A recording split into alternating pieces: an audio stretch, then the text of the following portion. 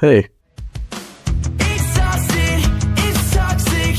You took a line and crossed it. Don't miss me. this video is very different to the kind of stuff I originally planned to post in my channel, but at the end of the day, I made this channel to post whatever I want and talk about things that are relevant to me. And what's more relevant than literally changing everything about the culture, geography, and even language to a certain extent that surrounds me? So, as I've said in the previous videos, I'm from Venezuela, but I've been living in Europe, Spain since September of last year, and I'm studying arts, if that wasn't obvious already. It's been a wild ride to say the least. I've met a lot of new people, new places. I went to my first Coldplay concert in Barcelona. Everything has been happening so fast. Making this video is kind of a way for me to stop and let all of it sink in, like making something that I can watch from the outside. This is probably going to be shorter than usual, but honestly, that's better because making 20-minute videos isn't easy, and the last two I made were a lot of work. So it's nice to make a more relaxed video once in a while. I think one of the most important things I've learned since moving abroad is independence, but like real independence. And this is the part where I think I need to give more context. I am a 19-year-old human. Goo gaga. That means that I'm fresh new to this whole adulthood thing. So some of the things I'm about to say are going to sound pretty obvious to the majority of, adults that are watching, because you've probably been living like this for years. But for me, everything is new, and I don't know, I think this video could be very helpful to someone that is or is going to be in the same situation.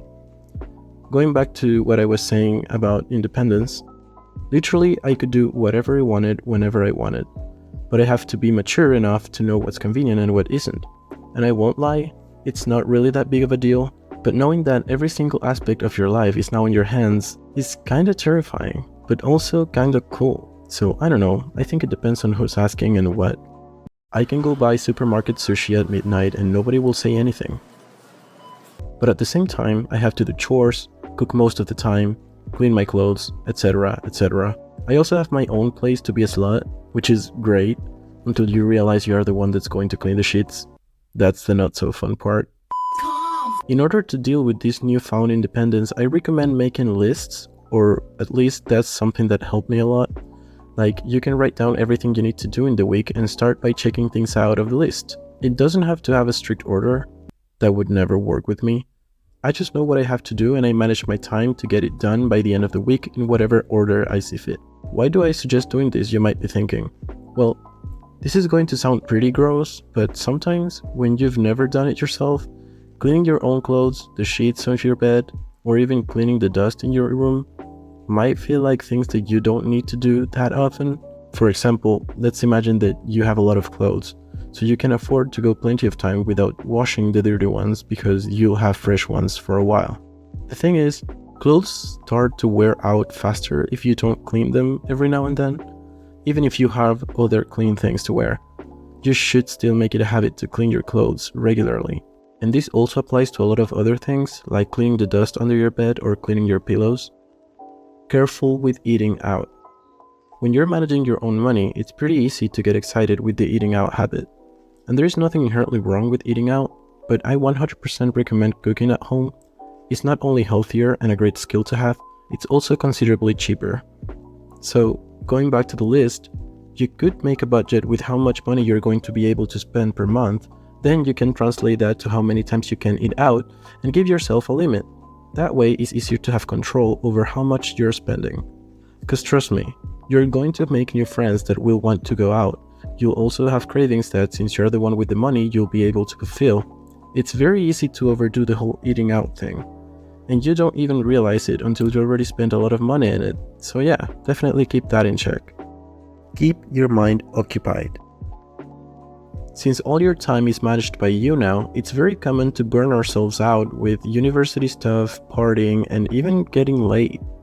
I say this because I sure did all of that the first months, but you'll get to a point where you'll realize that sometimes staying at home and playing video games isn't that terrible. You are not wasting your college experience by resting a few days, and having time for yourself is also very important. Find things that you enjoy and make plans with yourself. I like going out on walks, sitting in parks and drawing, or going to the gym. These 3 things are my shit. I love it. Maybe you're more of a stay-at-home person or whatever, that's also fine. The point of this is to find things that you actually enjoy by yourself and spend time in them. That's going to make you feel way better in the long run with the whole routine thing. Understand you're no longer in high school. This one isn't so much because of personal experience, not to sound cocky, but I've always been very good at school, always taking it seriously and all that. But I've met some people that are honestly kind of annoying when it comes to behaving like a grown-up in a classroom, even if it's no longer high school.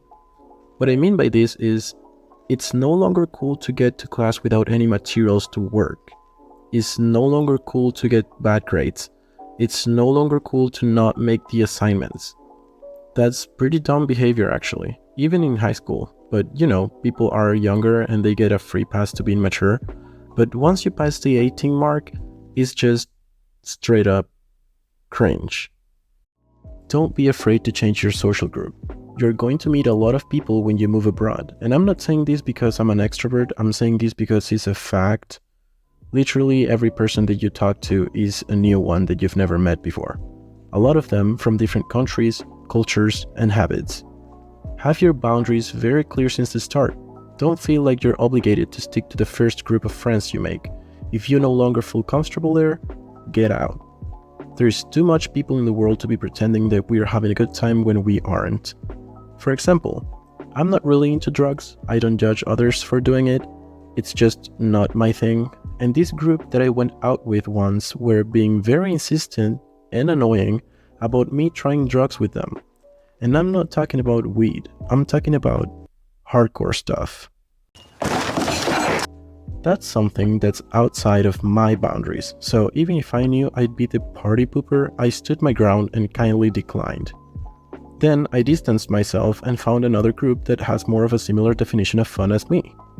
The point is, don't change yourself to please others. I know the fear of loneliness is very real, even more if you're by yourself in a different country. But trust me, it's better to be alone than in bad company. And final, but not least, be very careful with dating apps. It's very tempting to start dating like crazy when you start college. There's a lot of new hot people, you're in a new city, you're starting over, it all sounds like a rom-com. But this doesn't mean that crazy people cease to exist because we are living our fantasy. Check if these people are verified in the app if you're using Tinder. Talk to them for a while before meeting in person. Never meet for the first time in your house and always do it in a public place. Don't give information that's too personal the first date unless the person gives you a nice vibe, and always trust your gut when it comes to this. If you feel like something is off, as little as it might be, get yourself out of that situation. And this advice goes to everyone with any gender. It doesn't matter. Stay safe. And if you're using Grindr, well, I can't save you. No one can. May the gods be with you in your journey. And that would be some of the things that came to mind when making the video. You can comment other advice if you feel like it. Maybe some will even be useful to me. I'm also getting started in all this. But anyways, hope you found it helpful. If that's the case, remember to like the video if you enjoyed it, dislike if you didn't, and be kind in the comment section. Bye.